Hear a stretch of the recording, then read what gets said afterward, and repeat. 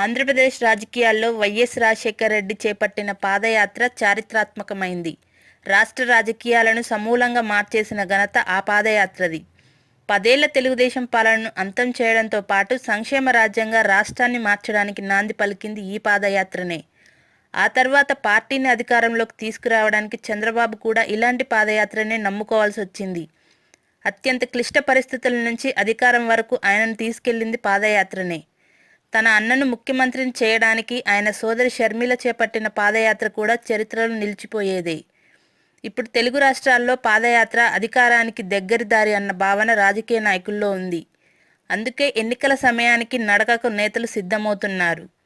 తెలంగాణలో టీడీఎల్పీ నేత రేవంత్ రెడ్డి అలంపూర్ నుంచి ఆదిలాబాద్ వరకు పాదయాత్ర చేయడానికి సన్నాహాలు చేసుకుంటున్నారు.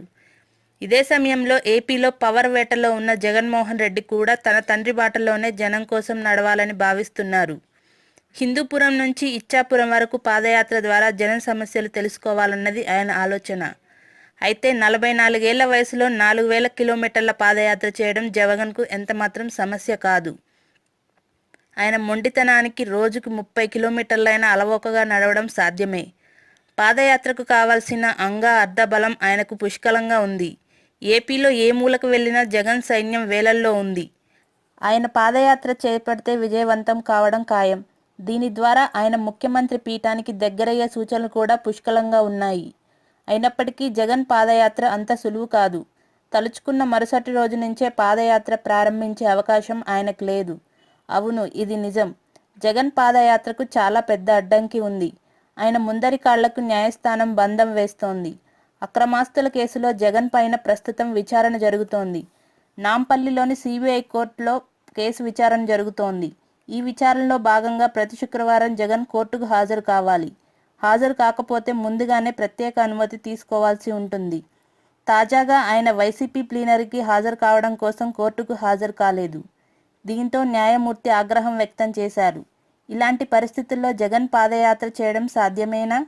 ఒకసారి ప్రారంభమైన యాత్ర కనీసం 6 నెలలు కానీ పూర్తి కాదు. అంటే అన్ని రోజుల పాటు ఇంటికి దూరంగా జనం మధ్య ఉండాలి. కానీ జగన్కు ఆ అవకాశం లేదు. ప్రతి శుక్రవారం ఆయన హైదరాబాద్లోనే ఉండాలి. ఒకవేళ పాదయాత్ర చేస్తే వారానికి ఒకసారి ఆయన హైదరాబాద్కు వచ్చి కోర్టుకు హాజరు కావాల్సి ఉంటుంది. ఇది ఖచ్చితంగా రాష్ట్రంలో చర్చనీయాంశంగా మారే అవకాశం ఉంది. తెలుగుదేశం ఈ అంశాన్ని మరింతగా ప్రజల్లోకి తీసుకెళ్తే జగన్కు మరింత నష్టం కలగడం ఖాయం.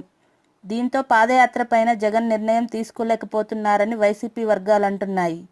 ఒకవేళ కోర్టు జగన్కు హాజరు కాకుండా మినహాయింపు ఇస్తే మాత్రం తండ్రి బాటలోనే జగన్ మహాపాదయాత్ర చేయడం ఖాయం.